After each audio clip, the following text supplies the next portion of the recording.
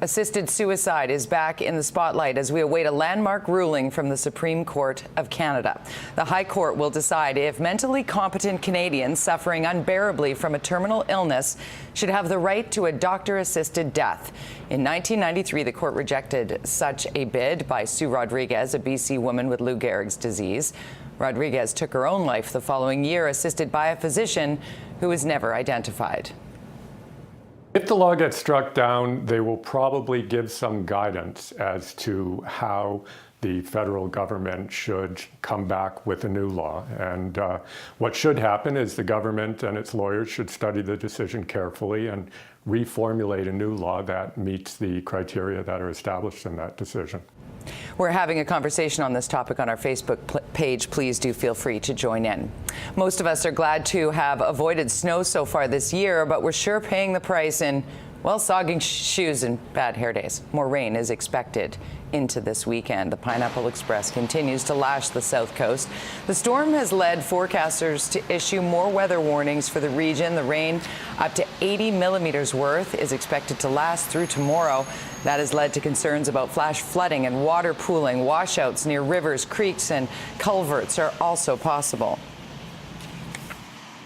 Well, the patterns are really related because the larger the bubble of warm air over the west coast, courtesy of El Nino this year, the deeper the trough of cold air on the east coast. And there's still an awful lot of wintry weather in our eastern Canadian destination forecast.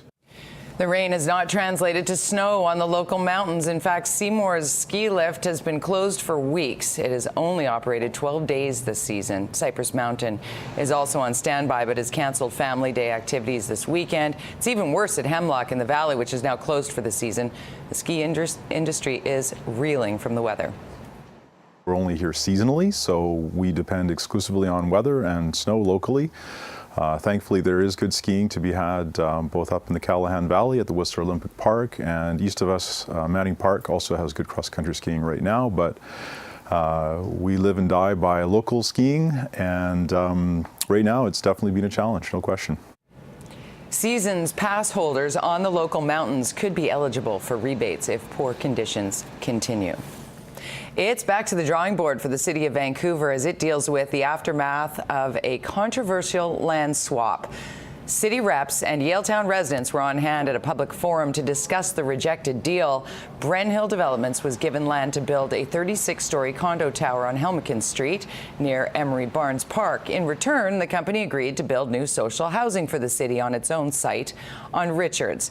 But a community group successfully argued in court against the condo tower's density and a lack of consultation. We're optimistic that it could be stopped. We'd like to see Emery Barnes Park expanded so even more residents of the neighborhood can enjoy it. And we think that social housing is of vital importance to this city, and we'd like to see more of it. Just in this particular situation, it's not the right fit. There have been rumblings about the city potentially appealing the court decision in hopes of reinstating the deal. 93 organizations are making a strong push for a yes vote in the transit referendum. The Better Transit and Transportation Coalition is made up of business, labor, student, environmental, and health groups. They address concerns about TransLink. Critics claim the Transit Authority doesn't deserve any more funding. The coalition supports the local mayor's council's recommendation of a 0.5% sales tax. A lot of our members in the labour movement work for TransLink, and they certainly have concerns, and we know there are concerns that are out there. But as we were saying, let's talk about what's actually on this ballot. You won't see TransLink on this ballot at all.